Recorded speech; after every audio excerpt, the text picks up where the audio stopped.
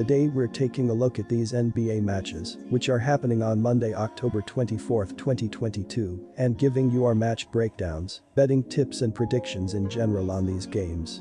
Welcome back to High Stakes, let's get straight into it. Also, don't forget to subscribe and push that notification bell to get notified as soon as we release these sport prediction videos. And if you would like more betting tips and predictions, then check out our Patreon in the link down below. Our new Patreon is a way for us to help you improve your chances of making more money. Multiple plans are available for each and every one of you. By becoming a member of the High Stakes Patreon, you will have access to our best team picks, total picks, parlay picks and much more. Stop wasting hours of your time searching for bad betting predictions that ends up costing you a lot of time and money. Join the High Stakes Patreon now and get the best betting picks. Chicago Bulls vs Boston Celtics. The Celtics will have their full complement back on Monday night versus the Bulls with a rested Horford ready to return. The Bulls should have Lavin, although he will most likely be a game-time decision depending on his comfort level after playing Saturday on his surgically repaired knee. Either way, the one thing the Bulls do poorly, defensive field goal percentage, will be counterproductive to the one thing the Celtics have been doing well, shooting the ball.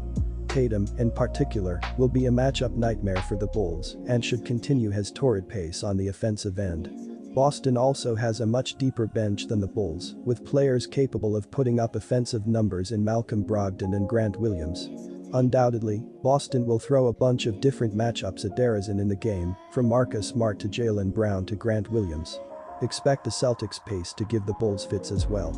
Boston took 2 out of the 3 matchups last year, and that trend should continue here. Take Boston -5. The Bulls' terrible scoring ability will be the reason why the under prevails in this one. Despite Boston's top-notch offense, I do not see a very high-scoring game. The Bulls' defensive numbers are greatly affected by their outlier performance against the Cavs.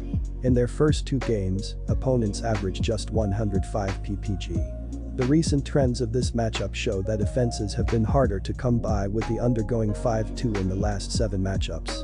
Expect the fans to get behind their Bulls as Chicago's defense keeps them in the game for a while, but also expect their struggles on the other end of the floor to continue. Take the under, 222.5. Minnesota Timberwolves vs San Antonio Spurs. San Antonio's win at Philadelphia on Saturday was one of the most impressive performances of any team in the NBA so far this season, but I am not ready to back the Spurs on the road in this spot. My primary concern is with San Antonio's ability to slow down Minnesota in the paint, as the Timberwolves have some of the top big men in the NBA. Gobert has been dominant in his first 3 games with Minnesota, taking some pressure off Towns. San Antonio's young roster is not capable of competing with those guys in the paint, so the Spurs would have to shoot very well from the perimeter to cover this spread. I'll take my chances with Minnesota -9 points. As a single-digit favorite. Both of these teams are playing fast, and even though Gobert is a very good interior defender, he often struggles to defend the perimeter against smaller and faster lineups. Minnesota is figuring out how they want to play with Gobert, but the Timberwolves still have a good offense led by Towns and Anthony Edwards. The Spurs struggled to defend against Indiana and Charlotte, giving up over 125 points in both games, and Minnesota, even with Gobert, has several players who aren't good defenders, such as Russell and Towns. San Antonio is shooting well from 3-point range so far this season, and the Spurs are playing up tempo as well. This should be a wide-open game between 2 teams that are both shooting well right now. Take the over, 230.5 points. Memphis Grizzlies vs Brooklyn Nets. I will be taking the Nets, plus 1.5, on the road against the Memphis Grizzlies. Yes, the Nets lost their first game of the season to the Pelicans, but they bounced back against the Raptors. They will now be looking to keep it rolling, as Memphis has struggled to begin this season. They are currently allowing the 29th most points per game and the 14th highest shooting percentage. The Nets are scoring 108.5 points per game, and they are shooting 46.2% from the floor. They will continue to get open looks throughout this game, and Durant and Irving will carry them to victory. The Grizzlies have also struggled on the offensive side of the floor as they continue to miss open shots. They are scoring the 14th most points per game, but only have the 26th highest team shooting percentage. The Nets will continue to pressure them when they have the ball, and the Grizzlies won't score enough points to cover this spread. Ja Morant has continued to carry this team to begin the year, but he won't be able to take down this Nets team by himself. Memphis will be without Dillon Brooks in this game, as I see Brooklyn having too much star power. Durant and Irving won't allow them to lose, as I see them both having big games in this one. Pick the Brooklyn Nets. They are the better overall team, and they will cover the spread, plus 1.5. Plenty of scoring will take place on Monday in Memphis.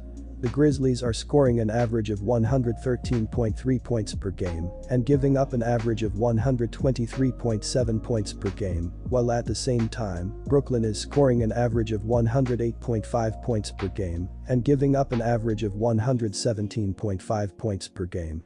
Both teams are allowing opponents to shoot 45.5% or better overall. The total has finished over in 9 of the last 13 games between Brooklyn and Memphis, and the total has finished over in 5 of the last 6 games that Brooklyn has played in Memphis. Take the over 228 points. Portland Trail Blazers vs Denver Nuggets. Jokic tortured the Warriors for 26 points, 12 boards, and 10 assists, while Michael Porter Jr. dropped 17 points on the reigning champions, including 5 triples. Porter has gone 5 for 10 from downtown on both nights of the Nuggets back-to-back, and Kentavious Caldwell-Pope went 6 for 10 from deep against the Thunder last Saturday. We enter the second week of the season, and the Nuggets' offense already looks sharp. Both Denver and Portland have a lot to figure out on the defensive side of things, and I'm expecting the Nuggets' dynamic offense to make the difference in this matchup. The Trailblazers lack weapons to compete with Nikola Jokic, who averaged 18.7 points, 11.7 boards, and 9.0 assists in just 27.5 minutes on the floor against Portland in 2021-22. The Nuggets are 7-2 and ATS in their last 9 meetings with the Trailblazers, and their previous 3 victories over Portland have come by 29 or more points. Take the Denver Nuggets ATS. The Denver Nuggets definitely look like a dominant force in the NBA, with reigning NBA MVP center Nikola Jokic leading the way. It's not only him this season, as they have a formidable starting lineup of Jamal Murray, Kentavious Caldwell-Pope, Michael Porter Jr., Aaron Gordon, and Jokic, as they are all healed from their injuries that plagued them last season. Denver has the 3rd best shooting percentage at 50.4%, and they should be able to shoot well once again heading into this game. The Portland Trail Blazers had a solid offensive performance to open the season, but are an average offensive team, scoring 111.3 points per game this season after defeating the Lakers on Sunday afternoon. They are taking advantage of getting to the free throw line, as they are 6th in the NBA with an 82.3% percentage right now. Point guard Damian Lillard is leading the way and should control the entire game with his ability to lead this squad.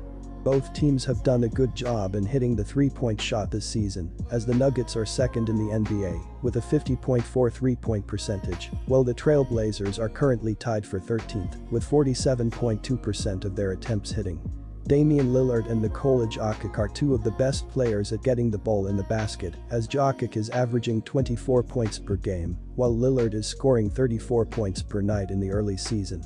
Both teams are allowing a decent amount of offensive rebounds, which leads to good looks, as Portland is allowing 7.7 offensive rebounds per game, while Denver is giving up 9.3 per game.